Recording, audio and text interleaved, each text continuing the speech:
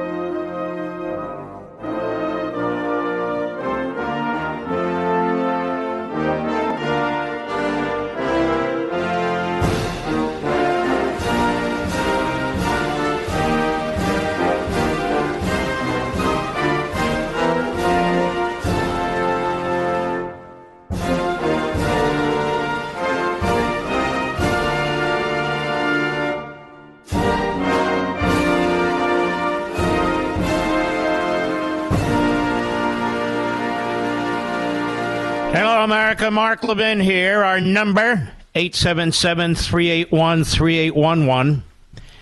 877-381-3811. A couple of things I want to mention. Governor Ron DeSantis is a friend of mine. He will always be a friend of mine. He is a great governor. He is America's governor. He would be a great president, in my view. Yes, I disagree with him on the Ukraine matter. But as I said, you got to have a mature thinking process and understand that these occasions will occur among friends and family and even candidates. So I want to make that abundantly clear. Donald Trump is a friend of mine. And we don't always agree. For instance, and this isn't for the New York Times or Mediocreite or the rest. This is for you. I still don't dig these personal attacks. I understand this is what he does. He tries to drag the person down. He was trying to send signals not to get into the race. I don't like it. I didn't like it when he did it to Ted Cruz either. And he knows that. But I'm not in charge. I'm one man with one opinion. But he was a fantastic president, and he'd be a fantastic president again. So I just want to make that as clear as I can. I will continue to be independent. I will continue to follow my constitutional conservatism where it takes me. I will continue to take my foreign policy beliefs where they take me. I'm not marching in lockstep behind anybody, and I don't expect anybody to do that with me. But I wanted to be abundantly clear about this. That both of those men would be fantastic presidents. And God knows we need them. Now, a lot has happened today, and we'll get into that. But about an hour ago, a ruling came down from this judge, District Judge Beryl Howell, who was appointed by Obama, who has ruled against President Trump and his attorneys on every single motion that's been filed in her court relating to very important issues, presidential powers, grand juries, and so forth. And she did it again an hour ago. And she's being replaced by another individual who is equally as ideologically political and also appointed by Obama. Now, when you look at what's happening to President Trump, whether it's in Manhattan or Atlanta or Washington, D.C., President Trump is an individual who is being chased down by the Democrat Party. That's what's happening. Even CNN says in a monumental ruling Friday, an hour ago, a federal judge ordered Donald Trump attorney Evan Corcoran, we talked about this, to provide additional testimony as part of an investigation into the former president's handling of classified documents, a source familiar with the matter told CNN. Corcoran has the potential to become one of the most crucial witnesses in special counsel Jack Smith's criminal investigation into possible mishandling of classified records after the Trump presidency and obstruction of justice.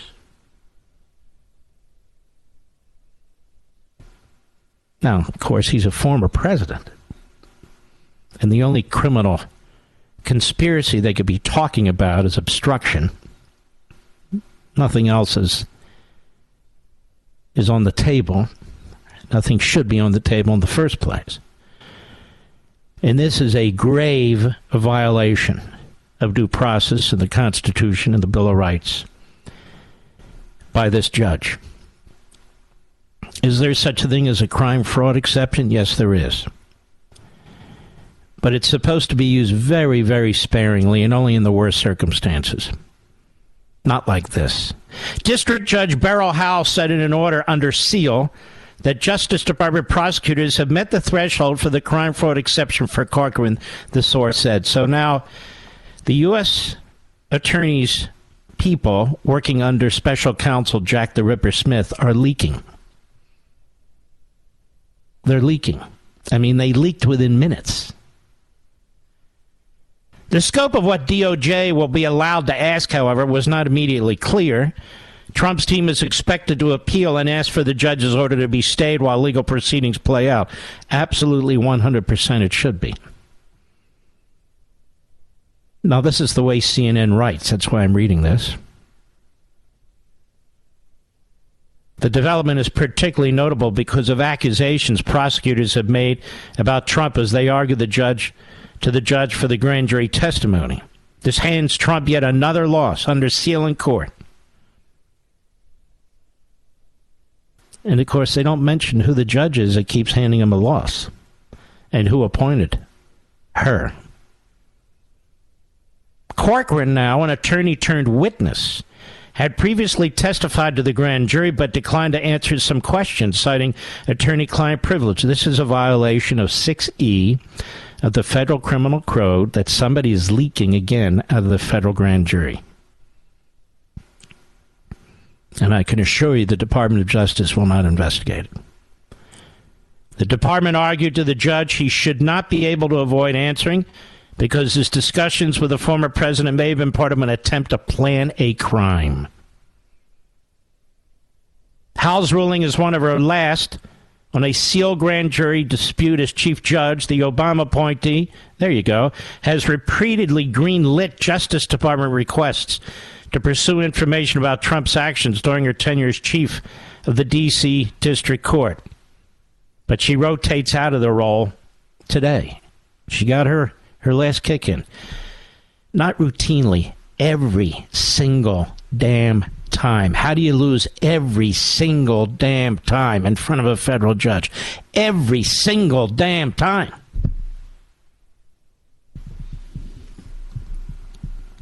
When Corcoran first testified to the grand jury in January, this is more leaking coming from the grand jury room, the prosecutors.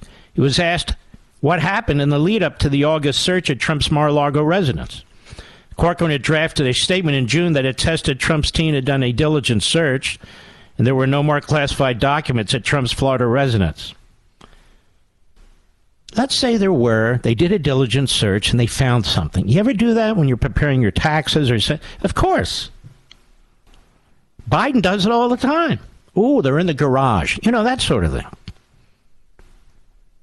After that, the FBI searched Mar-a-Lago and found hundreds of government records, including classified material, raising questions about the lawyer's attestation.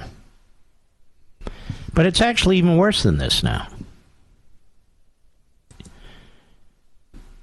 CNN exclusive. This is all being leaked to CNN, the New York Times, and the Washington Post. Dozens of Mar-A-Lago staff, from servers to aides, are subpoenaed by Jack the Ripper Smith in classified documents probe. At least 24 people from Mar-a-Lago resort staff to members of Donald Trump's inner circle at the Florida state have been subpoenaed to testify to a federal grand jury that's investigating the former president's handling of classified documents. Multiple sources familiar with the investigation told CNN. Well, the multiple sources familiar with the investigation are with Jack the Ripper Smith staff. On Thursday, Trump's communication aide, Margot Martin, who worked in the White House and then moved with Trump to Florida, appeared before the grand jury in Washington. One of Special Counsel Jack Smith's senior-most prosecutors was involved in the interview. Martin, who is among a small group of former White House advisors who've remained employed by Trump after he left office, declined to answer any questions when approached by a CNN reporter. Well, of course she did, you idiot. Now, Smith has sought testimony from a range of people close to Trump, from his own attorneys who represent him in the matter to staffers who work on the grounds of Mar-a-Lago, including a housekeeper and restaurant servers, including a house. What is this, the crime of the century they're investigating? This jackass was pulled from The Hague to do this. The staffers are of interest to investigators because of what they may have seen or heard while on their daily duties around the estate, including whether they saw boxes or documents in Trump's office suite or elsewhere. Is this not amazing? This is his home. Biden doesn't face any of this. They're casting an extremely wide net. Anyone and everyone who might have seen something, said one source familiar with the Justice Department's efforts. For instance, federal investigators have talked to a Mar-a-Lago staff member seen on security camera footage moving boxes from a storage room with Trump aide Walt Malta, who has already spoken with investigators. Many of the Mar-a-Lago staffers are being represented by counsel paid for by Trump entities, according to sources in federal election records. There's nothing wrong with that at all.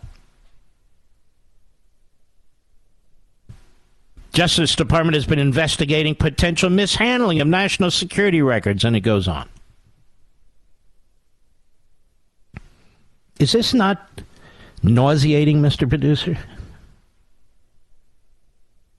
It's nauseating. It's disgusting what's going on here. It's sickening.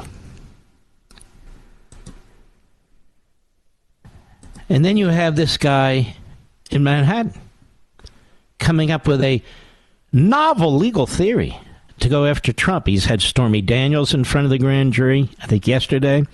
Michael Cohen, a convicted felon, a confessed criminal, certainly at the time, in front of the grand jury for a novel legal argument.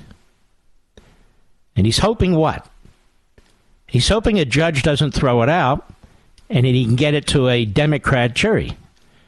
Does anybody think Donald Trump is likely to get a fair trial in Manhattan?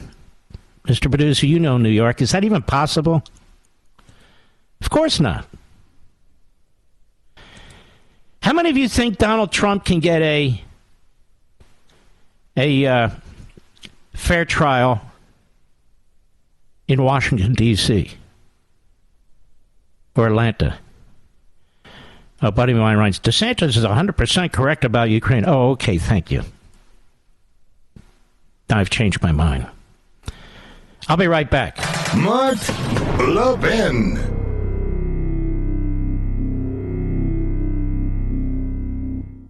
I want to tell you about something to help you protect your retirement. People are worried about the economy because 2022 didn't go very well. For one thing, there's the crazy spending and debt created by Biden and the Democrats. That huge debt affects your savings, especially pensions, IRAs, and 401ks. It's one reason Americans get gold IRAs, to protect their hard-earned savings. Well, here's a company I trust to help you with a gold IRA, Augusta Precious Metals. What makes Augusta Precious Metals different? They'll tell you not to buy a gold IRA if it's not right for you. If you've saved $100,000 or more, say for your IRA or your 401k, sign up for a one-on-one web conference. To schedule, call 877-4-GOLD-IRA. That's 877-4-GOLD-IRA, 877-4-GOLD-IRA. If you have a financial professional, obviously talk to them before making an investment decision. Visit AugustaPreciousMetals.com and check out the risk disclosures as well.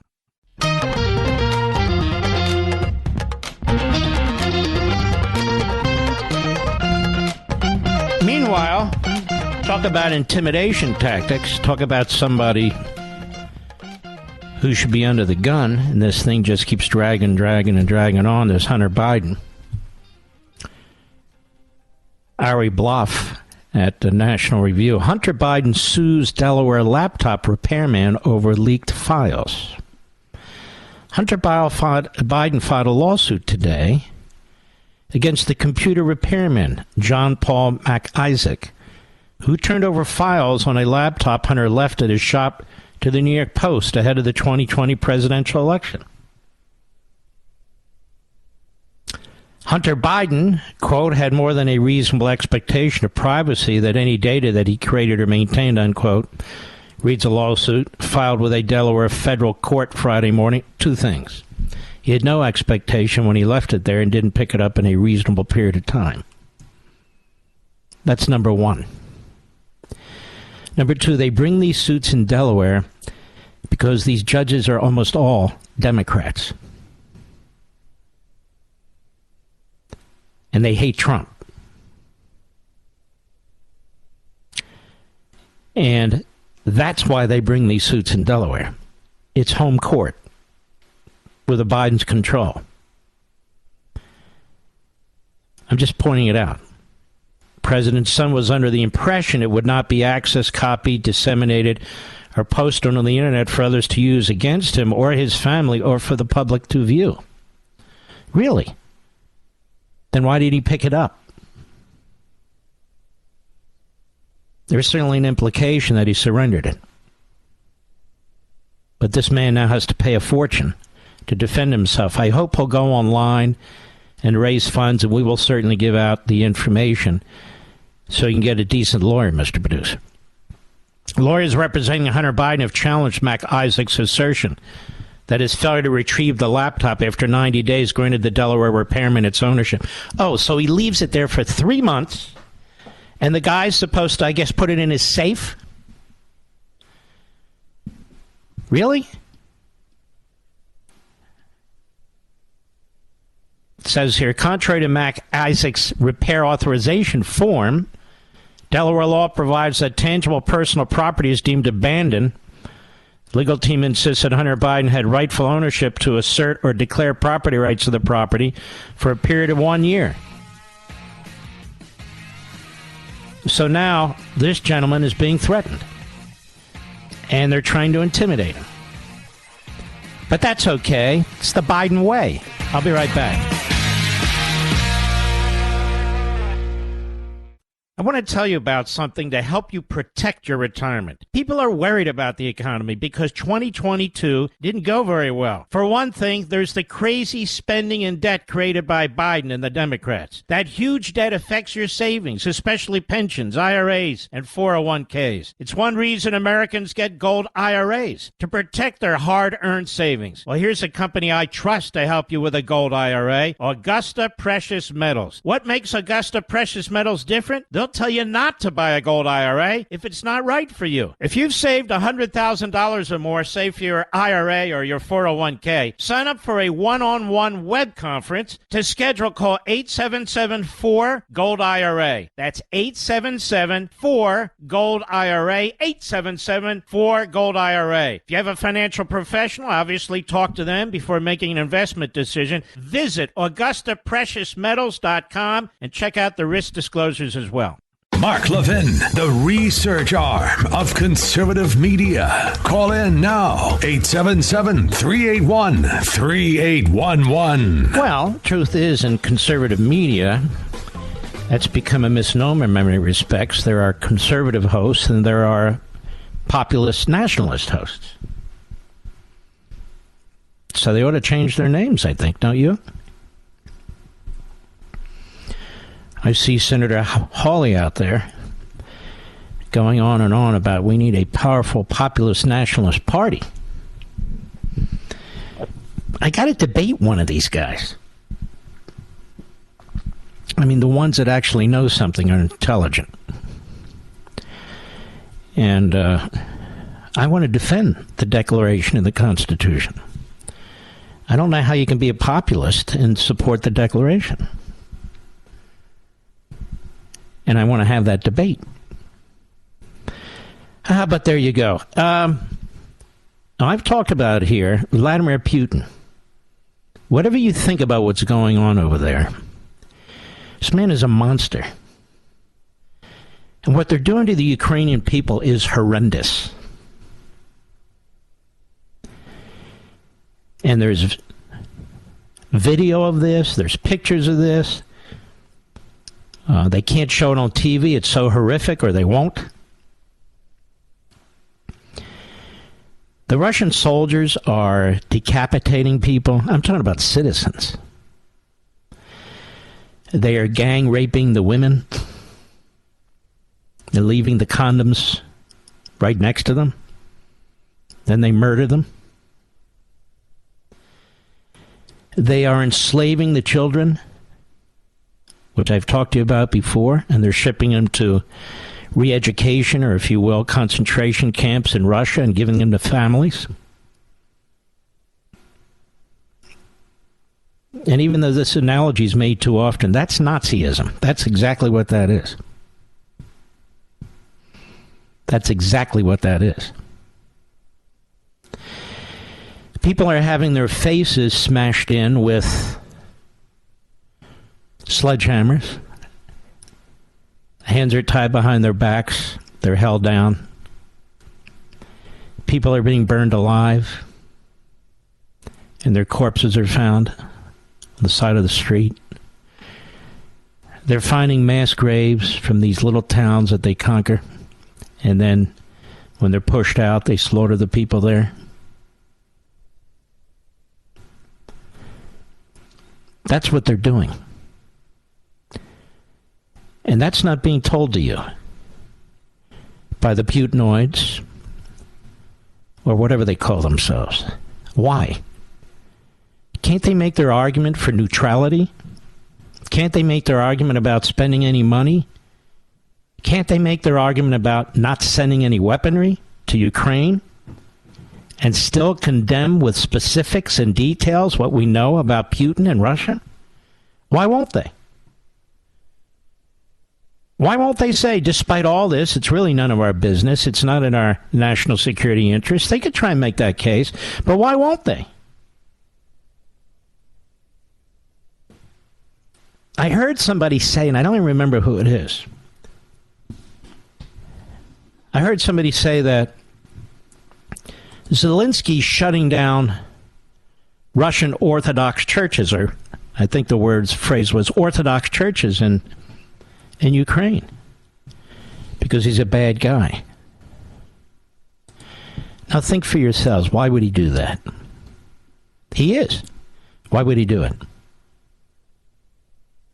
Here's Time magazine, although it's not a magazine anymore. Vladimir Putin, Orthodox Christianity is a tool for asserting Moscow's rights over sovereign Ukraine. his February televised address announcing the recent invasion of Ukraine, he argued the inhabitants of that ancient Russian land were Orthodox from the time immemorial and now face persecution from an illegitimate regime in Kiev. Led by Patriarch Kirill, the Russian Orthodox Church is one of the most tangible cultural bonds between Russia and Ukraine. The gilded domes of Kiev's Monastery of the Caves and St. Sophia Cathedral have beaconed pilgrims from across both lands for nigh on 1,000 years. Putin has tapped into this long tradition, imagines a greater Russia extending across present-day Ukraine and Belarus, and it goes on. So why shut these churches? Unfortunately, the head of the church and Putin are working together, and these churches are becoming military assets. In what way, Mark? You can go on the internet and read all this stuff too, and it's not from kooks. It's from real intelligence officials and experts. It's reality. They're using them in many cases as spy nests, and to also implant spies, insert spies. Remember, Putin's an old KGB guy in these churches. And so Zelensky has shut down a number of them. Not because he's anti the Orthodox Church. And I thought to myself, the fact that people would bring this up and not tell the full story and circumstances of why Zelensky's doing this is contemptible. Don't you think, Mr. Producer? They just say that he's shutting down the churches, and they're, oh, what a swine. But that's not what he's doing. Or they say he's giving aid and comfort or cover to this group that was a pro-Nazi group. This group of misfits is fighting the Russians. He's not giving cover to them. He's not part of them. He's Jewish. And family was lost in the Holocaust. How absurd is this?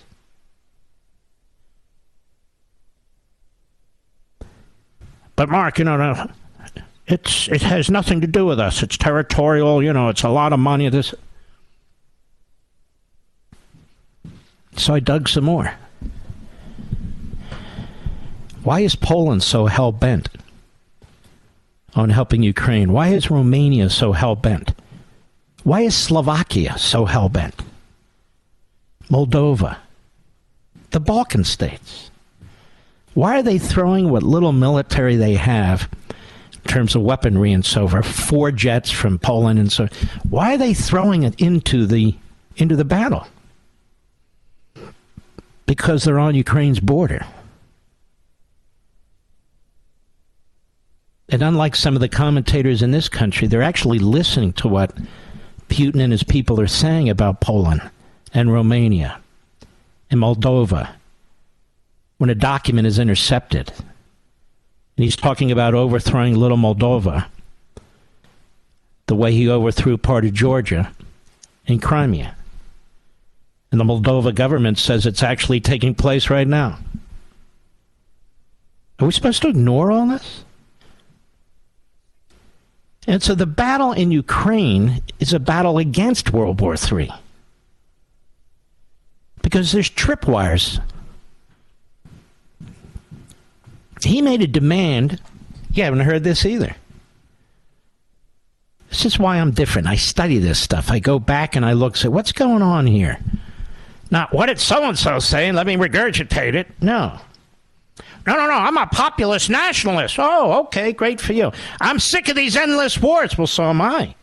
But what's happening here? Here.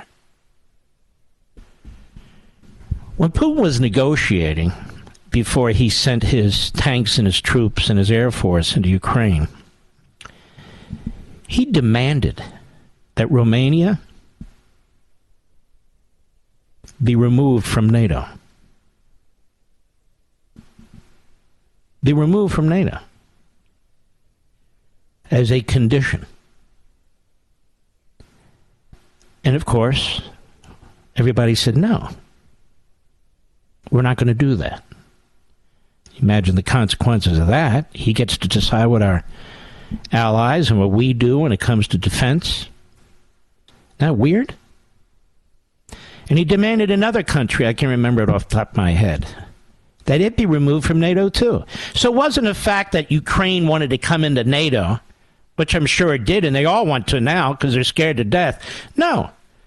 He was demanding that countries leave NATO. And then we get these colonels and others come and say, well, if you were Russia, wouldn't you? We're not Russia. We're not Russia.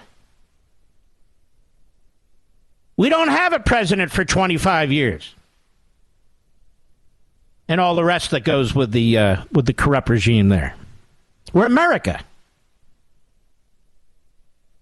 We're America.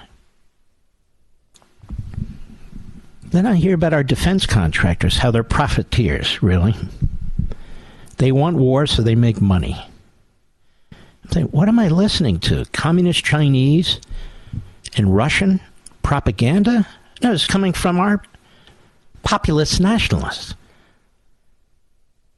So the hundreds of thousands of people that work for these companies that develop cutting-edge technology, whether it's computers or satellites or advanced GPS systems and radar systems that build our nuclear subs, that are developing our jets, our stealth, all the rest of it. They're in it for the money. What? What are you talking about? They have contracts. They're fulfilling their contracts. They're not in charge of what we're doing. And so we hear this. And then we hear other arguments. We have our own border to care about. Yes, we do. 100%. But this clown in the Oval Office isn't going to do it. And the clown, Mitch McConnell, didn't hold his feet to the fire. So if we withdraw support for Ukraine tomorrow, are we going to secure the southern border and now the northern border? No. What does one have to do with the other? Nothing. The one area that I think is a fair point is the amount of money we're spending. It's one thing to give an ally weapons to defend themselves. I don't have a good handle on this money. Nobody does, except those who are doling it out. And they've appointed now a special inspector general, and that special inspector general should be issuing reports to the public on a regular basis so we know. So if there's no problem, to quell the objections, and if there is a problem, fix the damn thing. But that's not really what they're concerned about. You notice how they keep moving the ball? Because most of the people, I'm not talking about you folks, I'm talking about in Washington, in radio and TV, experts, quote unquote, most of the people who are saying these things attacked Donald Trump in 2020 when he took out Soleimani, the head of the Quds force in Iran that slaughtered and so horrifically harmed so many of our troops. He was targeting them purposely. That's what his goal was. Is that our fault too? We shouldn't have been there, I guess. But he can be wherever he wants. And so Trump had enough. He takes the guy out. And the pacifist, populist, Putin wing of the Republican Party, whatever the hell they are, Rand Paul and others, said this was provocative, that it could cause a war with Iran, which could lead to World War III, of course. We're not even allowed to defend ourselves and our troops. And we attack the great industries that produce the great armaments that our troops, our volunteer military uses. Now, defending what we're doing as a principle in Ukraine is not defending Biden. Biden's a disaster. He could have headed this thing off, and he didn't. He surrendered in Afghanistan, which in many respects I think provoked this. But imagine what happens if we pull out of Ukraine now. Not only the incredible human slaughter, but Putin is going to have every reason to roll into other countries, and of course China will and Iran will. You'll be lighting dynamite all over the place. And that's what the Putinoids don't really want to talk about. Or if they answer, they say, no, I don't think that'll happen. I'll be right back. Mark Levin.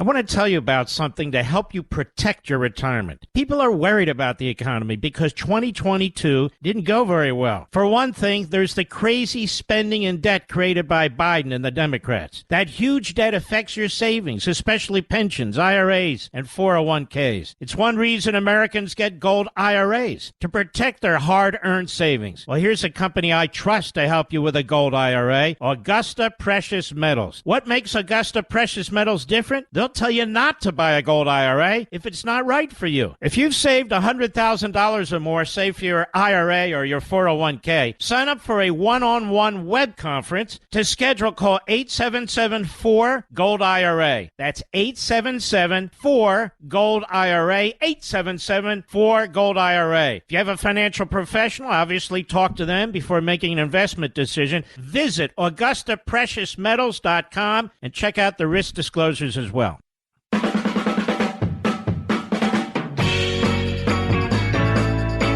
I don't have time to keep responding, but I want to respond to some of these things. Somebody writes me, imagine the Warsaw Pact adding Mexico. Is there still a Warsaw Pact, Mr. Producer? What happened to the Warsaw Pact? Does anybody know?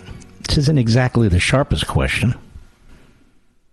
That's us pushing NATO to Russia border. I didn't even say Ukraine should be brought into NATO. So I don't even know what this is responding to.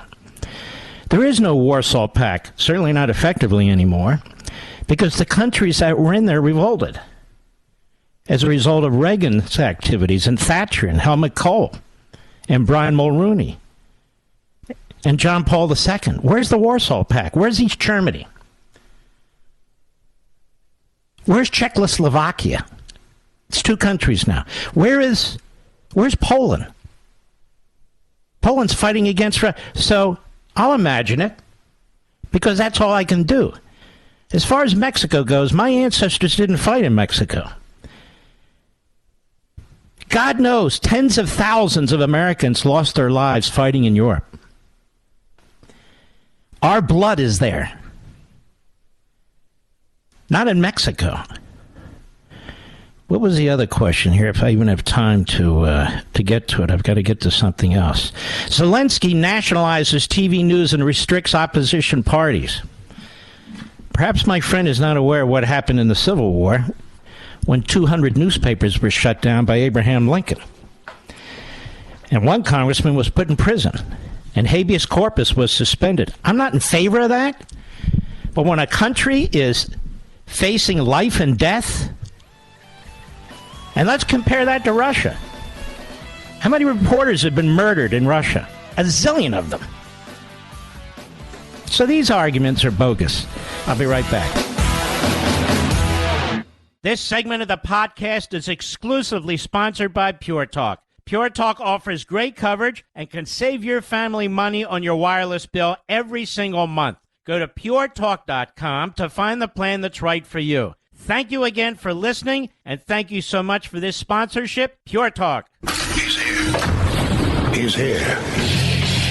Now, broadcasting from the underground command post, deep in the bowels of a hidden bunker, somewhere under the brick and steel of a nondescript building, we've once again made contact with our leader, Mark Levin.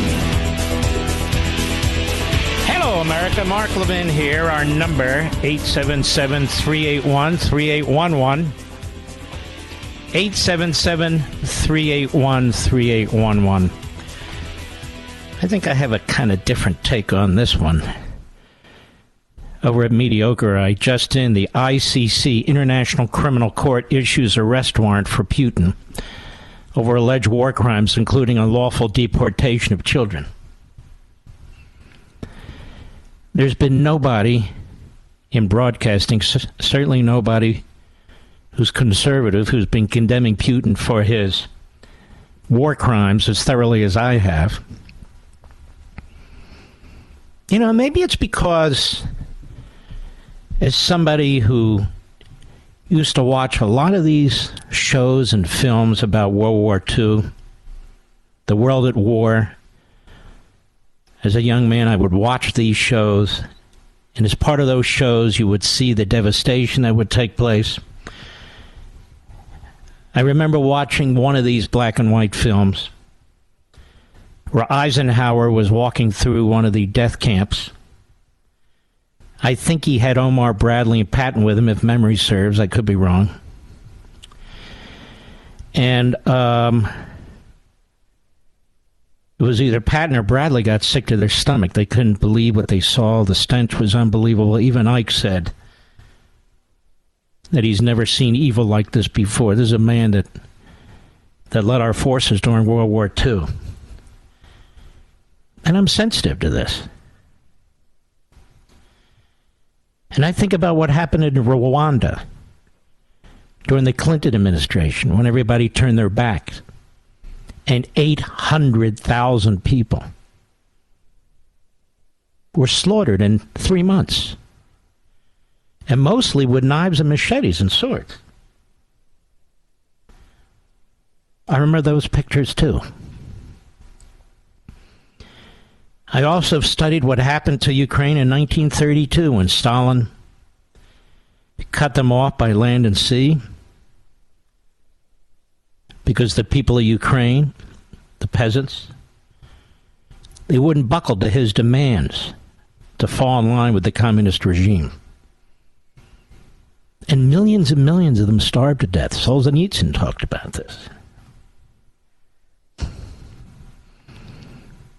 Leading to widespread cannibalism.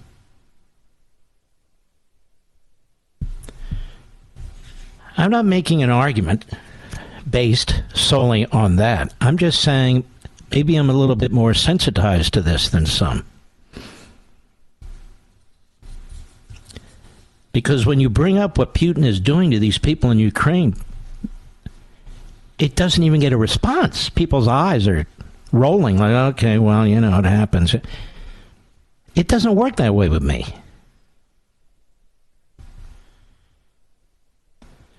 When the black Muslims in Africa, the Congo, or Sudan and the Congo, were slaughtering the black Christians, you heard me talking about this all the time. How grotesque it is and was. Not because I'm a bleeding heart liberal, but because these things are going on. When you go to church or synagogue or mosque, what do you pray for? Why do you go? I hear this phrase, never-ending wars. I agree. We shouldn't be in stupid wars that we have no intention of winning. But we shouldn't sabotage ourselves and prevent ourselves or an ally from winning either. And then out of one side of the mouth we say, it's a provocation. Then out of the other side of our mouth we say, this is a forever war, let's get out.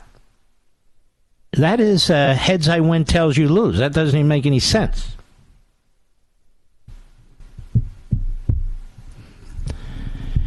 But here's the situation. This International Criminal Court issued an arrest warrant for Vladimir Putin today, accusing him of war crimes in Ukraine. And part of this is based on a UN investigation, assisted by several countries. They did, I think, hundreds and hundreds of interviews. They looked at satellite photos. They looked at film. They did all that stuff. And I'm thinking to myself, the UN did this? The UN's in the back pocket of Russia and China. 141 of those nations or so, last time I checked, hate us. Are run by dictators or Marxists. 141 out of over 190. They issued this. And apparently the International Criminal Court's been looking at this. But I don't believe in the International Criminal Court. It's one thing to have a special court set up with trials like the Nuremberg trials. And maybe there ought to be the Kiev trials or the Ukraine trials for what Russia's doing. But to have a permanent court outside of our jurisdiction that can take up cases means that they could drag an American president, American officials, American soldiers in front of that court too.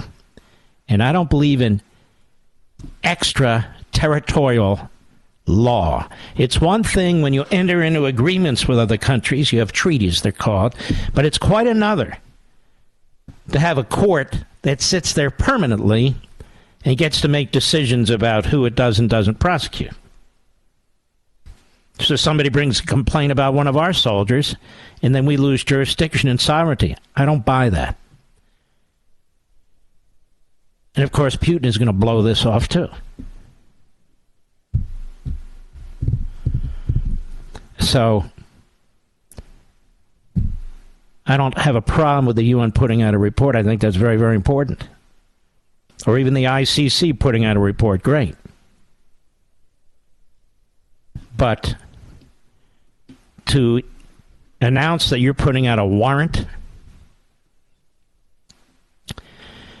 sounds to me almost silly. Because he's not going to comply. Now, here's the thing I wanted to bring up. This is The Hague. The Hague is where Jack the Knife Smith has been practicing lately. Before Meritless Garland dragged his ass back into Washington, D.C.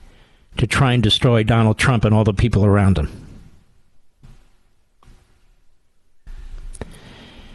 And you can understand this guy's mentality, not agree with it, of course, but understand it, because he's been at The Hague, which has different rules, and claims to have worldwide jurisdiction, including over sovereign nations. So he figures, look, my experience is I've gone after this one or that one, so what? I'll go after Trump. And it's the same guy who abused his power, as I've talked before, in Virginia, going after Bob McDonnell, the former governor. It's the same guy who abused his power, and yes, going after John Edwards the way he did. The Supreme Court said that, not me. I'm just repeating it. And voted unanimously to overturn what he did. But now they have a hack federal district judge in Washington, D.C. On her way out the door is the person in charge of all these motion filings, giving this same individual who practiced at The Hague, who was effectively admonished by the decision of the Supreme Court, and a jury in the Edwards case, a hung jury. He's now been given the power to look behind attorney-client privilege. We don't know the extent of it because the Justice Department and his office only leaked a certain amount of it. And deny President Trump of due process. And by the way, if any of his lawyers are listening to me, I would immediately move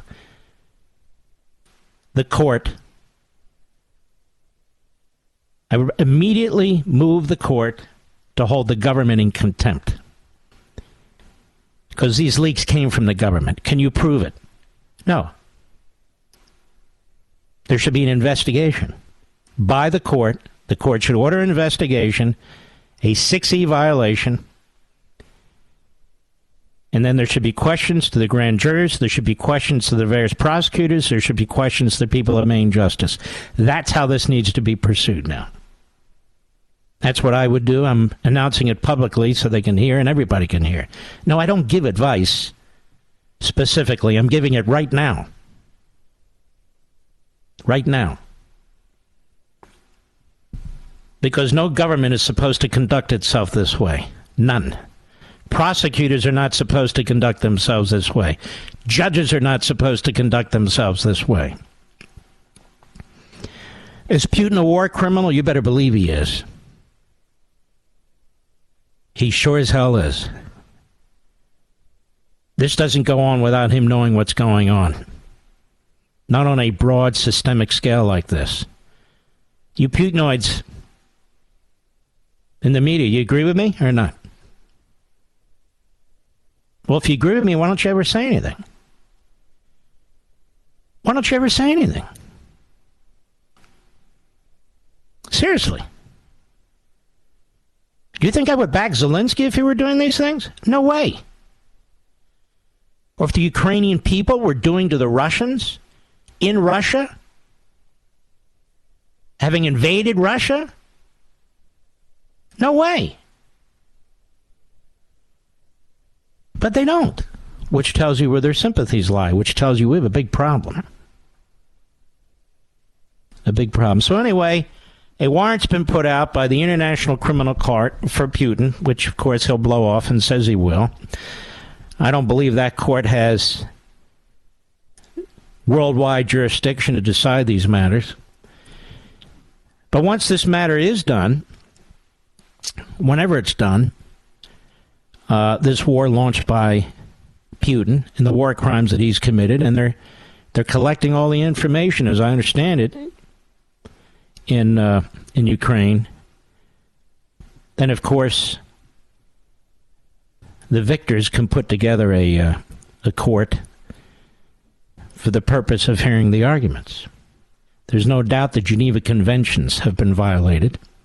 We've signed on to that, and every president, Republican and Democrat, has endorsed it since there have been Geneva Conventions.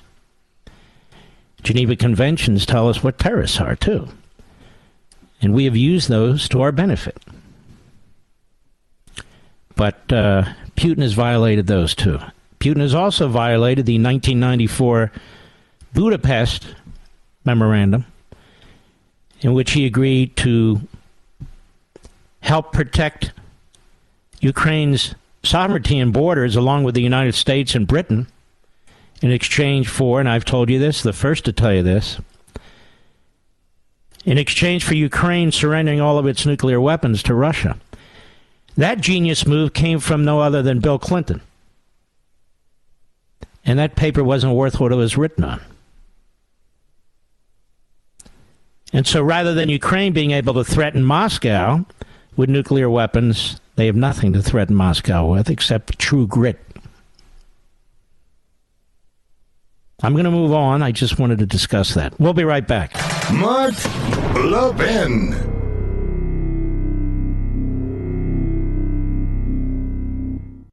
Did you know Pure Talk saves the average family over $900 a year when you switch from Verizon, AT&T, or T-Mobile? That's right, save $900 a year on your wireless bill and still enjoy ultra-fast 5G service. You can get unlimited talk, text, and plenty of data for just $30 a month. And Pure Talk is so sure you're going to love their service, they're backing it up with a 100% money-back guarantee. So instead of paying a fortune to woke corporations like Verizon, AT&T, or T-Mobile every month, cut your bill in half with Pure Talk, my cell phone company. And then start enjoying the perks, like a U.S. customer service team that will make your switch easy, supporting a company that is veteran-owned and shares your values, and that has you covered with a money-back guarantee. Go to puretalk.com and enter promo code Levin Podcast. That's Levin Podcast to save 50% off your first month. That's puretalk.com, promo code Levin Podcast, Levin Podcast. Pure Talk is simply smarter wireless. Restrictions apply. See site for details.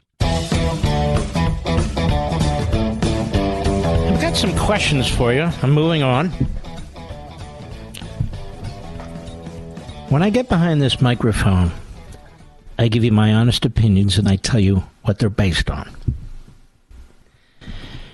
There are efforts underway right now to try and intimidate me. It's not going to work. There are efforts underway right now to try and intimidate me by groups like Media Matters, the January 6th committee at one point, talking to a lawyer for another company, the illegal access to and release. I guess they haven't released it. I don't really care. They're completely benign of 13 of my emails. This prosecutor in Washington, D.C., hanging over everybody's head, calling in service people from Mar-A-Lago and so forth. I'll give you an example.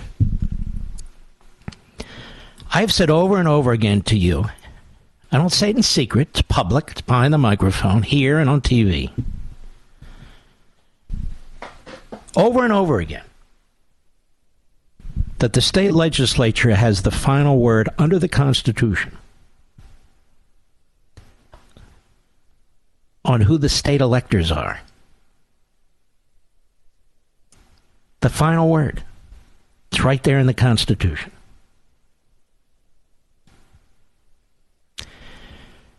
This upsets the left enormously because just like in Israel and these other countries, they effectively control the courts. Oh, we have conservatives here and there, but they control precedent for the most part. So when they lose, like with the Dobbs decision or something, they're ready to burn the country down. This is their fiefdom, and that's the way they view it. And if they don't get what they want to change it. So the Supreme Court, you need to add seats and stuff it with more radical leftists like Jackson. I didn't make this up. It's in the Constitution. Moreover, my view of reading the text, I don't even need to go behind it, just reading the text, was endorsed by none other than the prior Chief Justice of the United States, a class act, unlike the current one, William Rehnquist, a genius, in the Bush decision, Bush versus Gore. And he wasn't alone. Clarence Thomas and another justice whose name escapes me. They more than insinuated the same thing. And even more than that, the Florida state legislature was convening an emergency session to make the decision on electors because the Supreme Court of Florida was out of control. It was rogue. It kept changing the laws. Just like so many of the courts did in the United States. In the election of 2020 in the United States, in state after state. Now, I wrote about that Bush decision in my first book, one of the chapters, Men in Black. And I've talked about it with you over and over and over again. And the effort to try and get me to stop talking about it. Oh, yes, it was brought up in litigation, don't you know? Oh, yes. This is a crazy theory. It's not a theory. It's the Constitution. I'll be right back. Did you know Pure Talk saves the average family over $900 a year when you switch from Verizon, AT&T, or T-Mobile? That's right. Save $900 a year on your wireless bill and still enjoy ultra-fast 5G service. You can get unlimited talk, text, and plenty of data for just $30 a month. And Pure Talk is so sure you're going to love their service, they're backing it up with a 100% money-back guarantee. So instead of paying a fortune to woke corporations like Verizon Verizon, AT&T, or T-Mobile every month, cut your bill in half with Pure Talk, my cell phone company. And then start enjoying the perks, like a U.S. customer service team that will make your switch easy, supporting a company that is veteran-owned and shares your values, and that has you covered with a money-back guarantee. Go to puretalk.com and enter promo code Levin Podcast. That's Levin Podcast to save 50% off your first month. That's puretalk.com, promo code Levin Podcast, Levin Podcast. Pure Talk is simply smarter wireless. Restrictions apply. See site for details. The Mark Levin Show, where we create the talking points. Call in now, 877-381-3811. By the way, this Sunday, we have a great show on Life, Liberty, and Levin. Charles Payne, we're going to spend time getting into the whole financial bank budget situation. He's just great. He's very compelling. And Joe Tacopina, who is a terrific lawyer, defense lawyer. He's Donald Trump's lawyer in Manhattan, dealing with the rogue district attorney there. We're going to talk at some length with Joe. So I think you're going to find this very interesting and very compelling. And if you have other things you're doing, you can always DVR the program. I encourage you to just go ahead and set that up so you don't even have to think about it as you hear me talk about it. I would just go ahead and do that so it's there in case you choose to watch it or you hear some news breaking that takes place on it. You know, I do these long-form interviews. I'm not looking for news breaking or anything else. We're going to have a very big interview in in 2 weeks, actually. Actually, it's going to be in 13 days. Very, very big interview. And I think you're going to enjoy that, too. But check us out this Sunday, 8 p.m. Eastern, 5 p.m. Pacific. If you're not sure, you can watch it live. Maybe you're watching basketball or something. Just go ahead and set your DVR, and that way, if you want to watch it, we'll be there. You know, when you're done doing your thing. It's up to you. Gallup poll here. This was brought to my attention by a senator, actually. I only keep in touch with a couple of them, and not even that often. A couple of them are my friends, the good ones. And you could tell this was happening. The Democrat Party has really been transformed in many ways. And there's always been issues with the Democrat Party. You know, early on, their support for slavery, that was a little bump in the road, don't you think?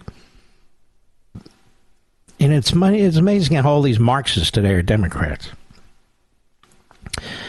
Or its firm stand on segregation well after the Civil War. That was kind of weird, don't you think? Or its effort to prevent blacks from voting, Jim Crow, which, of course, Joe Biden is thoroughly familiar with, and yet blames it on everybody else. But that's what Joe does, because Joe has the maturity of a 13-year-old. Now, you can see the Democrat Party, its behavior now. I want to tell you about this. This is a Gallup poll that just came out. Israel is viewed favorably by a majority of all party groups, Republican, Democrat, Independent. 82% of Republicans. 82%. 67% of independents. And only 56% of Democrats. In terms of the view of the Palestinian Authority, the Democrats have the highest favorability view, 36%, 28% of independents, and 9% of Republicans. And so the Palestinian Authority's favorability rating has increased somewhat, and that has come exclusively from the Democrats, up 16 percentage points since 2013. 14% among independents. So the smallest percentage of support for Israel comes from the Democrat Party. The biggest percentage support for the Palestinian Authority, keep in mind, that's Abbas, who's a terrorist, comes from the Democrat Party. Are you surprised by this? I'm not, Mr. Producer. And When you have a party that hates its own country, you can see how this works.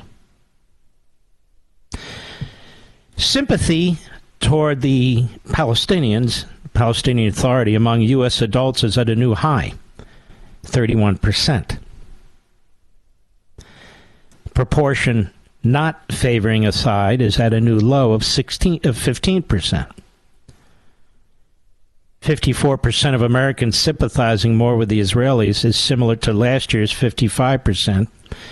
It's the lowest since 2005. The resulting 23-point gap in America's sympathy for Israel versus the Palestinians represents Israel's slimmest advantage on this question in Gallup's World Affairs poll trend. It's also the first time Israel has not enjoyed a better than 2-to-1 advantage over the Palestinians in America's sympathies. There's a lot going on here. Part of it has to do with the immigration issue, where people are coming from around the world into this country. Many are coming from the Middle East and countries and backgrounds that despise the Jewish state. But it's not just that. It's the tenured professors in our colleges and law schools who deeply despise. They support the BDS movement or Black Lives Matter, which are anti-Semitic movements and Marxist movements. So you can see how that grows. In other words, many of the same people who hate our country hate Israel for many of the same reasons.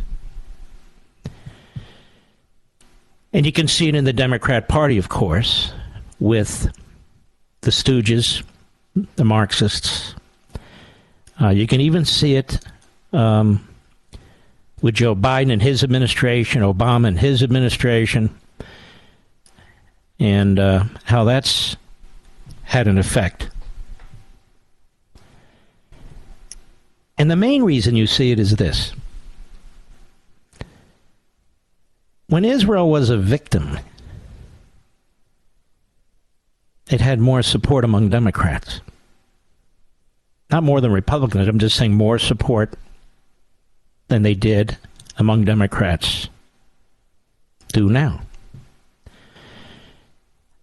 But now that Israel's not a victim, Israel's capable of defending itself and fighting and winning as it has in several wars. Now you see Israel is the imperialist. It's the apartheid country. It is the fascist state. Whereas the terrorist regimes, and represented by Hamas and Abbas, they're the victims. See how that works? It flips. When you look at what's going on in Israel right now, it is sort of a way to look at what's going on in the United States. The Democrat Party and the left in this country would just assume this country collapse, then their opponents run it. And I mean this from the bottom of my heart. And I've told you this many times. For the Democrat Party, the modern Democrat Party comes before country. Power and party. Power, party, bureaucracy. Power, party, the courts. When they win elections, they take maximum advantage of it to try and make permanent changes and enshrine their changes in the government. It's exactly what the Marxist does. That's exactly what Gramsci said, Antonio Gramsci, who was the Italian Marxist. Basically, he said, we need to devour the culture one step at a time. Don't be in such a hurry. You see the same thing in Israel. You're not seeing it on TV. That doesn't mean it's not happening. The courts in Israel, the Supreme Court of Israel, is the plaything of the radical left socialists who hate Netanyahu and the religious parties. They're bigots in that sense. Bigots. And so these secularists, the Arab parties, a whole combination of elements on the left,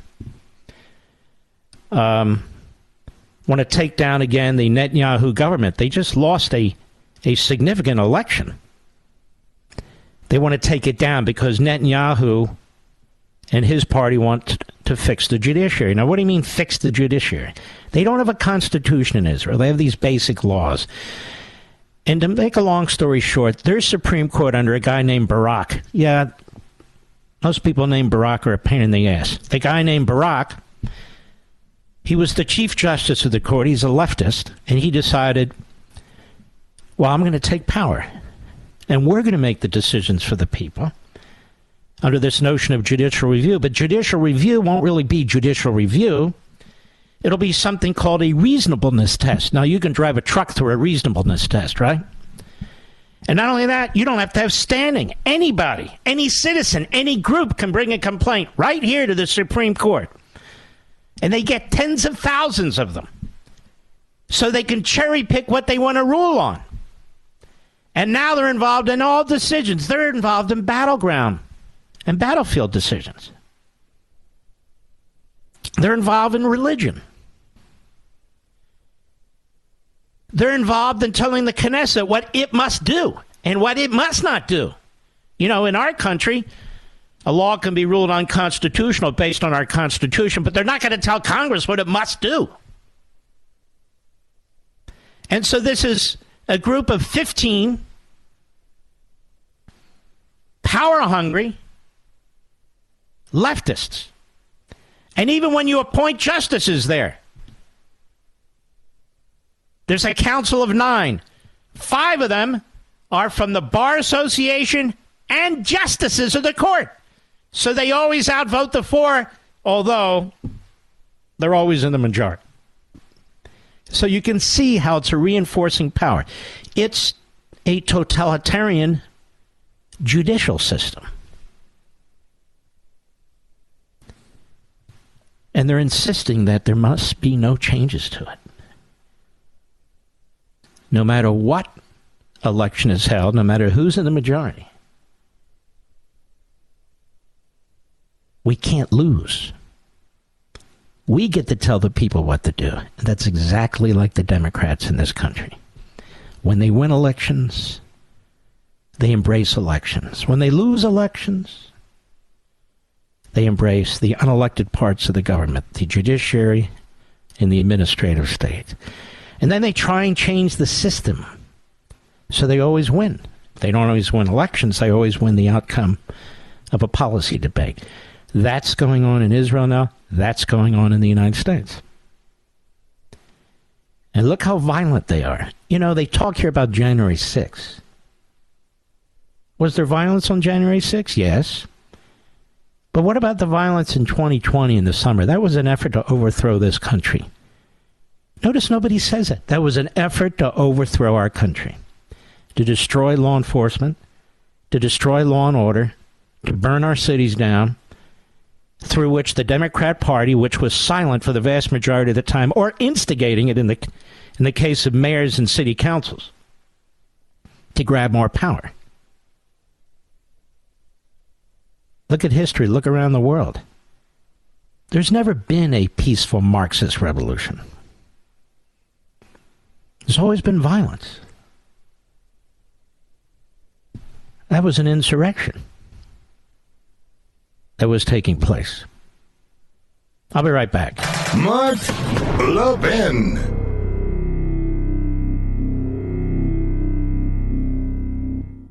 Did you know Pure Talk saves the average family over $900 a year when you switch from Verizon, AT&T, or T-Mobile? That's right, save $900 a year on your wireless bill and still enjoy ultra-fast 5G service. You can get unlimited talk, text, and plenty of data for just $30 a month. And Pure Talk is so sure you're going to love their service, they're backing it up with a 100% money-back guarantee. So instead of paying a fortune to woke corporations like Verizon using AT&T or T-Mobile every month, cut your bill in half with Pure Talk, my cell phone company, and then start enjoying the perks like a U.S. customer service team that will make your switch easy, supporting a company that is veteran-owned and shares your values and that has you covered with a money-back guarantee. Go to puretalk.com and enter promo code Levin Podcast. That's Levin Podcast to save 50% off your first month. That's puretalk.com, promo code Levin Podcast, Levin Podcast. Pure Talk is simply smarter wireless. Restrictions apply. See site for details. Our buddy Paul Bedard, he's a real reporter, by the way. The Washington Examiner. Kevin McCarthy's as popular as Donald Trump. Both tower over McConnell. House Speaker Kevin McCarthy has moved into rare political space, reaching an approval rating higher than typical for a top party congressional leader and challenging former President Donald Trump's approval among Republicans. With a 52% favorability overall and 71% among Republicans, McCarthy has erased whatever it was that some House conservatives didn't like about him, he writes, during the drawn-out 4-day, 15-ballot speaker election controversy in January. Allies today suggested McCarthy's ability to make good on several promises during that fight, including turning the spotlight on the Biden family's financial scandals and playing tough with the White House on budget issues, has buoyed his support. Plus, he's known as a good friend of Trump, whose own support in the party has turned up some in the polls. Let's see. Goes on. Trump, meanwhile, holds an equal 52% favorable rating, but 44% of all likely voters disapprove, and among Republicans, 77% view Trump favorably, 22% do not. And this is the debate some people have. That is, he can win the nomination with a plurality, depending on how many people are in the race. Excuse me, cholera. But the general might be a little tougher.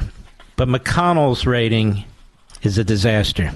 32% of Republicans view him somewhat or very favorably. 32%. And let's see. Most Republicans chose the former president. Trump was tops at 60%, followed by McCarthy 19, McConnell at 13, on whom the three is better leader for the Republican Party. Well, you'd want to know. And I'll be right back.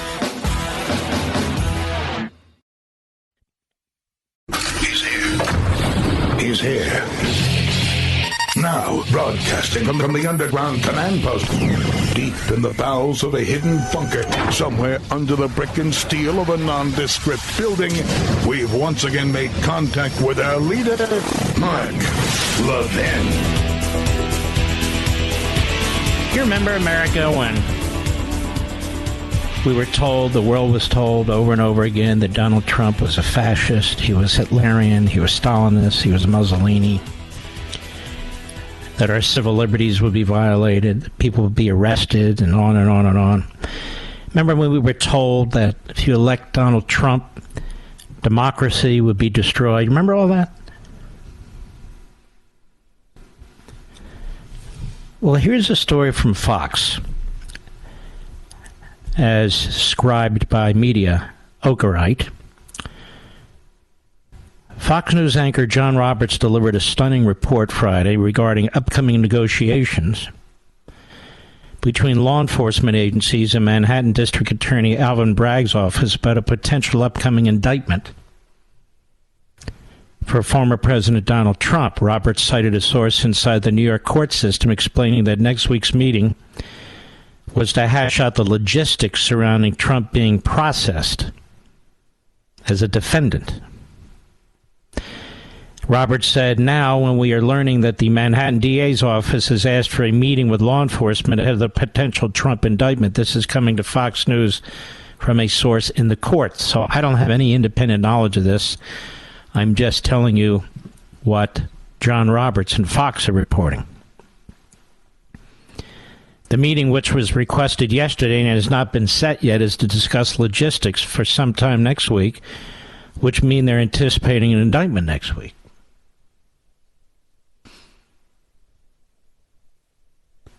I'm telling you, just unbelievable. And this will encourage the other meatheads to do the same thing. Same sources familiar with the planning said that they will go over security preparations in and around the courtroom. Secret Service will take the lead in what will allow or will not allow, the source cautioned, mentioning, for instance, that the decision to handcuff the president, a former president or not, they will set the tone and will escort him into the courtroom. There will be coordination between all of us, the source said, but we will defer to the Secret Service. Why in the world would you handcuff Donald Trump?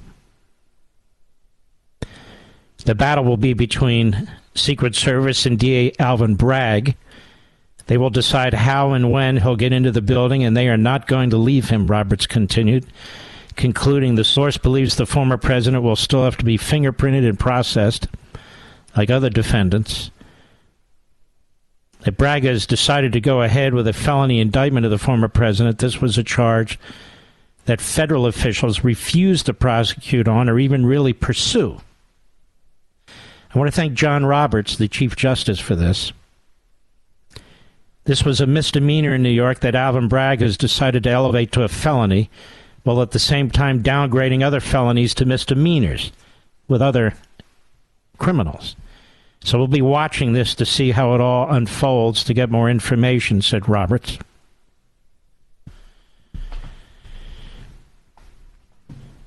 This will be a historic disaster for this country for decades to come. Decades to come. A disaster.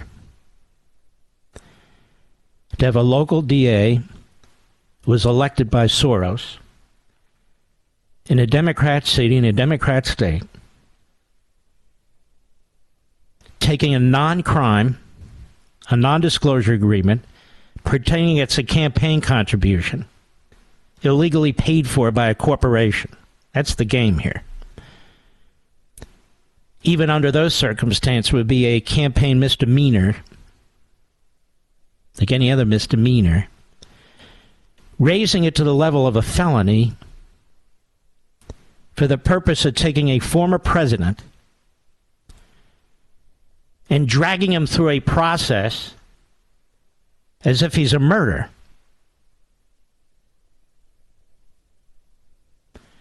A case that the feds would not take. And this is what happens when you elect commies, Marxists, to these DA positions in these cities.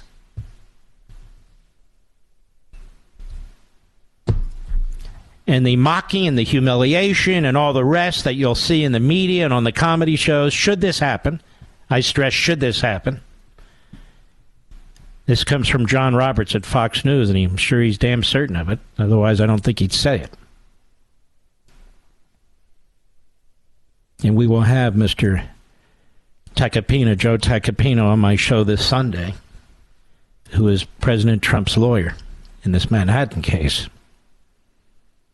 And he's with us exclusively, so I hope you'll check it out, because I want to talk about it. This probe began over 5 years ago. It's a non-disclosure agreement. It's not a campaign contribution. And corporations pay non-disclosure agreements all the time. The Manhattan DA's office has too. Every U.S. attorney's office has, when they hire people or remove people and give them a severance or whatever. This is just, and of course, it's a prosecutor doesn't prosecute other people.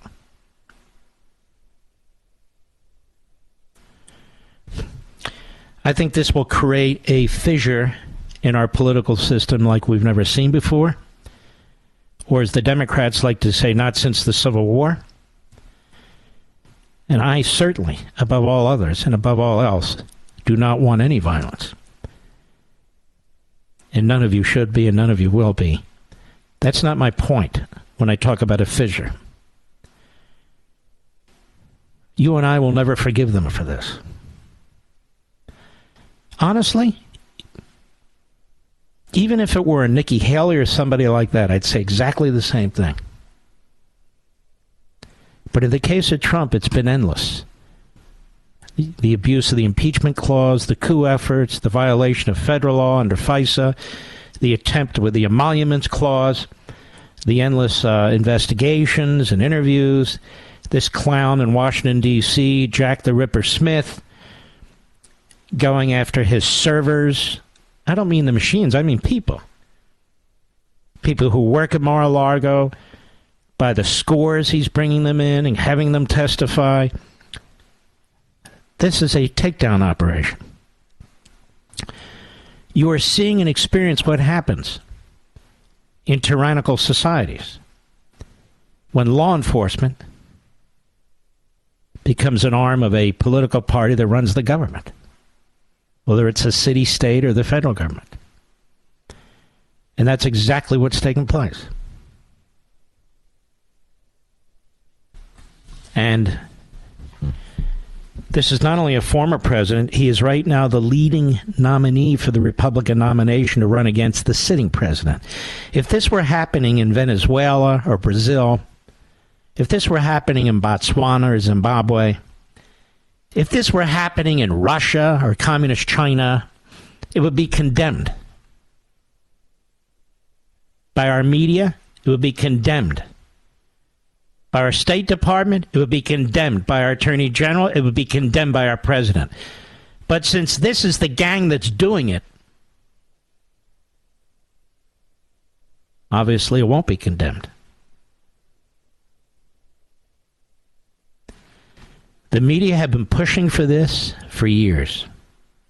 Hosts on MSNBC and CNN, Maggie Haberman at the New York Times, people at the Washington Post, others at the Times, they've been pushing for this for years. For years. Establishment Republicans like McConnell and Romney, just to name two out of hundreds, they're going to be thrilled. Thrilled. Because most of all, they hate you. They hate your guts.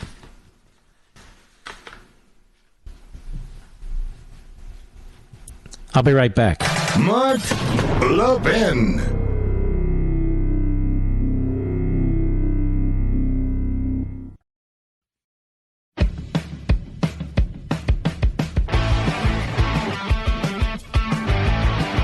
Well, ladies and gentlemen, it never ends. There's a very important piece in Real Clear Investigations by Steve Miller. Real Clear Investigations. He's writing there, not Stephen Miller, Steve Miller. Leftist groups tapping $1 billion to vastly expand the private financing of public elections. So they're up to no damn good. And I wanted Steve Miller to come on the program to discuss this with you. Steve Miller, nice to meet you. Tell me what you're talking about here. Hi, Mark. What we're talking about is, it's really a strategy that Democrats have managed to become trainers of election officials, and they've been able to generate favorable media coverage by setting up interviews between elections offices and media outlets, placing op-eds in local newspapers, and essentially been able to, kind of shape how elections administration is run. In part, I guess, as you've covered before, from the private grants that were given starting in 2020 from some of these more progressive groups to elections administrators. So the deal is they give them money, which they want, and the money has strings attached, and they have to pretty much do what these radical left private entities want in order to get the money. So they know they have to do what these left-wing groups want, and it's all under the mirage of providing support to expand election opportunities, right? The idea being what used to be the domain of the political parties to register voters, get the vote out, becomes more now under these grants It's again, they're doing this willingly, is to generate more voters. Again, register more voters, get more people to the polls. Generally, the people that are harder to get to the polls, which tend to trend Democrat. You say here many of these progressive groups seeking to influence elections are connected to the group Arabella Advisors, a Washington-based firm, for-profit consulting company. Explain how that whole Rube Goldberg operation works. I don't know if I'd characterize it like that, but that's fair.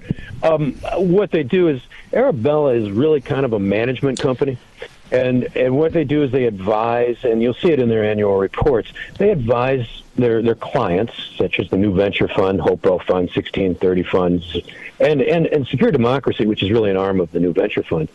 And they kind of help them manage how they run their operations. And Arabella is a for-profit. The other funds I mentioned, things I mentioned, are nonprofit. And so Arabella is a large group with a lot of money. We found that combined, those New Venture Fund, Hopewell, 1630, and Secure Democracy had combined revenues of $1.3 billion between 2020 and 21. That's a lot of money, and they spread it around. It's not just focused on elections, but they have environmental causes and other, pet causes for progressives and Democrats. And so it's just a lot of money to toss around, and some of that goes to grants. It has gone to grants to public, elections ministers, your local elections office. Now, we've talked about it here, Zuckbucks or Zuckerbucks in 2020. And Molly Hemingway's written about it as well. Tell everybody what that means again. Well, conservatives refer to this, the money that Mark Zuckerberg and his wife gave, $350 million, primarily to one group called Center for Tech and Civic Life, to distribute to the state elections offices. Generally, they'll go. Some will go to the states for distribution. Some will go directly to your county or your city elections office, and those are to be used for. In 2020, it was presumably to be used for COVID-related problems, but it didn't turn out that way. What we found previously, it went to commercials. It went to all kinds of get-out-the-vote efforts. In Wisconsin, they actually set up tables to register same-day voters and mail ballot processing, things like that. So that's Zuckbucks, and that's what that went to, and that was 2020. We don't see any indication that Zuckerberg is giving out any money so far for the 2024. Do you see any indication that conservative groups are doing any of this? Would love to see that, because we would report it just as thoroughly as we did. We'd report that just as thoroughly, by the way, as if Democratic groups would do it. Because there's a lot of people, and what we hear now from conservatives say, "Well, look, we don't want anybody from the outside. This is a government domain. We fund the elections." But I would love to see that. But no, there's no indication. The conservative groups have shown any indication of giving grants to elections offices. It'd be a great story, by the way. And again, we'd covered that just as thoroughly as we would in this case. And I don't doubt that. But my point isn't that. My point is, you got one group that's tied to the Democrat Party that's spending hundreds of millions of dollars, and then you have no group tied to the Republican Party trying to counter this in Republican areas. And I'm just pointing that out for the audience. This is, in my view, how you lose some of these elections, because the other side is 3 steps ahead. And also, you point out in your article that some of these states have tried to close this. They view it as a loophole, or however they view it, with respect to these private funding of these what are formerly government activities. And like in Georgia and so forth, you point out, well, there's a loophole, and they got around some of this, correct? That is correct, yes. And in fact, the Republican response to this was not to meet fire with fire, but it was, in fact, to try to ban the private funding. That was their first step, is let's just stop this private funding. And in 24 states passed forms of legislation they felt might close the ability of these groups to provide private grants. It turned out, in the article you see, DeKalb County, Georgia, it was not foolproof, and they figured out a way around it, and we detail that in the story. But yeah, you're right. Overall, it doesn't seem like conservatives are willing, in fact, to engage in this. Instead, they'd rather just shut it down. And also in the story at the end, Mac Warner, Secretary of State in West Virginia, said, maybe it's time that we just kind of work on doing the same thing. Yeah, maybe it is. And I've been talking about that, too, because I don't like all this stuff. But if they're not going to put an end to it, then you can't leave the playing field one party, leave it to the other. Otherwise, you're going to have very disappointing election outcomes over and over and over again. Give us a little bit of information on your background. Oh, I've been a journalist for about 30 years, and covered election fraud, elections, let's just say elections since really intensively since about 2012. But I was there for election 2000 on the ground in Florida. Wow. I was a reporter for the Washington Times at that time, and just over the years covered all kinds of election fraud. Really, the Politicaros down in South Texas. Covered that and so on. That's real mail-in ballot fraud. That was actual fraud that was prosecuted, and so it's just been an interest of mine for years. Well, you've done a great job. You really have, and I've been watching you over a few years that I've been around, and I want to thank you. This is a great piece, and I want to thank you for coming on. All right, thanks, Mark. All right, be well. All right, ladies and gentlemen, I shall return. Mark Levin, radio's principal patriot. Call in now at 877-381-3811. Something shocking happened.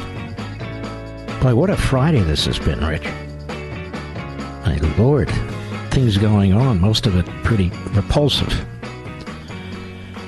CNN fact-checks Biden, calls him out for his lies. Go, whoa, this is a right scoop. CNN actually fact-checked Joe Biden over false statements he made during a speech in Las Vegas yesterday. There he is in Las Vegas.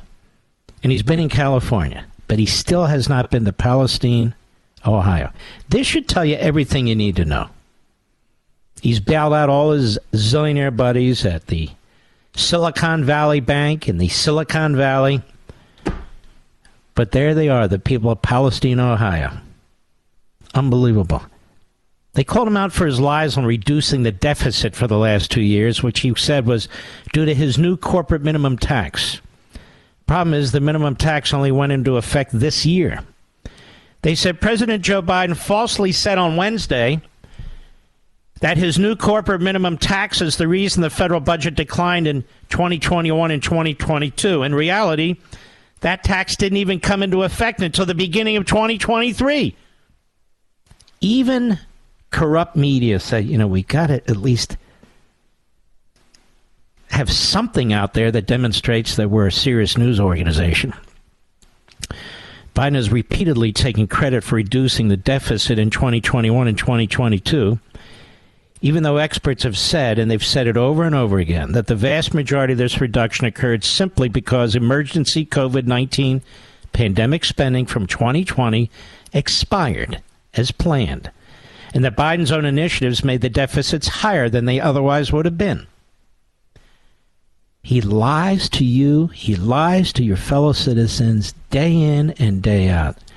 He's a real piece of sandwich. They said, we've described Biden's previous deficit boasts as misleading or missing key context. But he went further in his Wednesday speech in Las Vegas on lowering prescription drug prices, delivering a version of the story that just is not true, they said. Biden said, and by the way, everybody said, well, how was I able to have these new programs and still cut the deficit by $1.7 trillion the last 2 years? Well, it's pretty straightforward. There were 550 companies of the Fortune 500 that made $40 billion that didn't pay a penny in tax. Zero. Nothing in taxes. So I said, that's outrageous, and we got votes for it. I said they ought to pay a minimum of 15%. 15%. That's less than you all pay, and guess what? It allowed me to cut the deficit. Biden's so-called pretty straightforward story about deficit reduction over the last 2 years is false. though the 15% corporate minimum tax Biden signed into law in the August of 2022 Inflation Reduction Act is expected to reduce deficits in 2023 and beyond. The tax only took effect on January 1st, 2023, so it did not reduce the deficit in 2021 or 2022. Again, experts say the deficit fell in 2021 and 2022 primarily because of the expiring pandemic spending, not Biden's own policies, which had the net effect of worsening the deficit. A White House spokesidiot declined to comment for this article. Now, I'm surprised that CNN did this, and I would encourage CNN to keep it up. They may actually get some ratings. Because right now, there's no reason for CNN to exist. Their ratings are that bad. But that said, if they do stuff like this, maybe people will pay some attention to them. They're going to have to, offload some of the nuts there and bring in some real, journalists, if they even exist anymore. All right, Mr. Producer, I am about to get in here. Let's see if I get into my call screen. Everybody count to 3. Oh, my Lord, I'm in. Let's go to Moses, Little Ferry, New Jersey, the great WABC. How are you? Moises, I'm sorry. Moises. Mark, it's always an honor to talk to you, my friend. Oh, I'm sorry about that. It's my little dog in the background there. You met him before. I like your little dog. Nothing wrong with that. Yes, sir. Yes, sir. I have another one, too. She's half Pomeranian, half Husky. You would fall in love with her. If you ever come back to Overpeck Park, I'd like to introduce you to her. Thank you. Yes, sir. Yeah. So, Mark, I'm actually very disgusted about some of the news that I've been hearing today about the Manhattan DA that he's trying to use these trumped up charges from Stormy Daniels from 2016. And I remember hearing the interviews you've given with Hans von Spakovsky, and I've been hearing a lot of legal analysis from Alan Dershowitz. And if my memory serves me correct, I remember maybe probably 10 years ago, we have several dozens of congressmen and senators that were using an illegal taxpayer slush fund to pay off the Capitol Hill staffers. That's right. For doing the same exact thing they're accusing Donald Trump of. No, it's not. I'll tell you why it's not. Trump was not a public official. These are non-disclosure agreements that companies pay, and they do it all the time. It's not hush money. It may have that effect, but it is a legal contract. And I can guarantee you that the DA's office in Manhattan has signed hundreds of them, that the Southern District of New York U.S. Attorney's Office has signed hundreds of them. They don't want people who come in or leave talking about what they've been doing. It could be good, it could be bad, it could be ugly. It doesn't matter. And people are not free just to break these contracts. And so when you have a DA in Manhattan who is not only saying this was an illegal campaign contribution by a Trump corporation, but it's also saying it wasn't reported as such. Nobody believes that. Nobody. Even the morons in the press understand. They call it a novel legal theory. There's nothing novel about it. It's a lie. It's BS. Go ahead. Yes, sir. And Mark, my concern is that, one thing I've heard from several people, the process is the punishment. They're just trying to dry up the donors. Right. I feel, chill them from making donations, try to take him, or maybe get him into the primary. And then what I also fear is that this illegal raid they did over there in Mar-a-Lago, that's going to be the October surprise. I feel should Trump, which I hope he does, wins the primary. That's what I feel is coming, and what I feel overall for the long term, because this is how they play this game. This is going to be the blueprint, no matter who the GOP nominee is going to be. Let me just say this about Trump before we run out of time here. They want that photo because it doesn't matter that he's an innocent man. They want the photo. They want to be able to say he was charged. They want the video. They know it'll be played over and over and over and over again. Can you imagine handcuffing him for what? They want all of that. And that's what they're doing. You talk about an illegal campaign contribution. It's coming from the DA, and it's even worse. The Atlanta DA, who's as much of a hack as the Manhattan DA, she's not going to want to be one-upped on this. And the guy in Washington, D.C. is already out of control. He's not going to be wanting to be one-upped on this. And so when they see that, assuming it happens, and I hope it doesn't, what I'm saying is they're going to say, well, if this little bumpkin in Manhattan can do this, I'm better than him. We can do this too. And so every Democrat prosecutor here is going to get very, very cocky. And I blame the Supreme Court, specifically the Chief Justice of the United States, John Roberts, for opening this door. And I would encourage Republican district attorneys and attorneys general to look very carefully at the Biden family and all these other Democrats who want to run. Because there's only one way to stop this. And yes, I want this recorded and regurgitated. And that is to look and scour through the backgrounds of every one of these people. And if you find a misdemeanor, you find a way to kick it up to a felony. Because that is exactly what they're doing to Donald Trump. And enough is enough. Thank you for your call, my friend. I'll be right back. Mark Levin.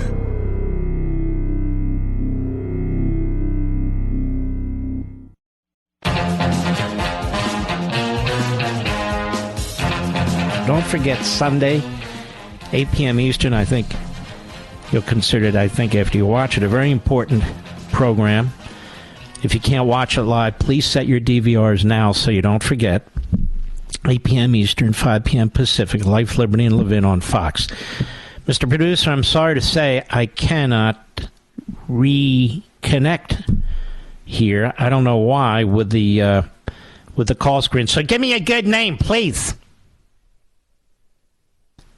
XM Satellite, Bobby, Richmond, Virginia. Go right ahead, please.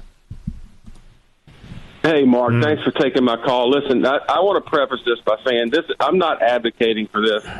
I'm basically making an observation. Almost 76 million people voted for this man to be our president. If only 3% of that 76 million were to get activated, that's over 2.2 million people. And I'm telling you, these people that are making these decisions better tread lightly. I don't want anything like this to happen. But, a majority of the people, many of the people, I won't say a majority, but many of the people that voted for Donald Trump are not traditional people that traditionally vote. They're people that go about their lives, don't bother anybody, don't want to be bothered. And when they I have to go. I understand your point. And they are going to create a divide in this nation that I don't know that can be healed anytime soon. I really don't. Everyone's going to see this as a pile-on. And this is all manufactured. Thank you for your call, my friend. We go to America every Friday in honor of you. Here we go.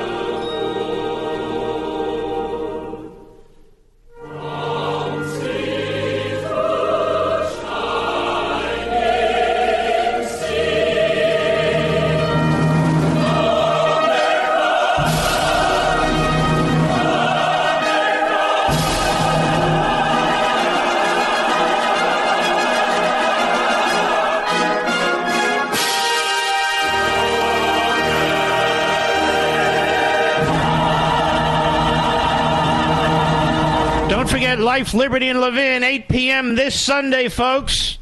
I hope you'll check in. That's Eastern time, of course. The week is officially over. The weekend begins now. We salute our armed forces, police officers, firefighters, emergency personnel, our trucker friends, and the freedom fighters in Taiwan and Ukraine. Good night, Spritey and Griffey. Good night, Pepsi and Smokey. Good night, Zelda and Gigi. Good night, Indy and Patton and Rory. And good night, my Barney and Marty. And good night, Dad and Mom and Leo and Joe and America. Good night to each one of you, and God bless you and thank you. I'll see you Sunday.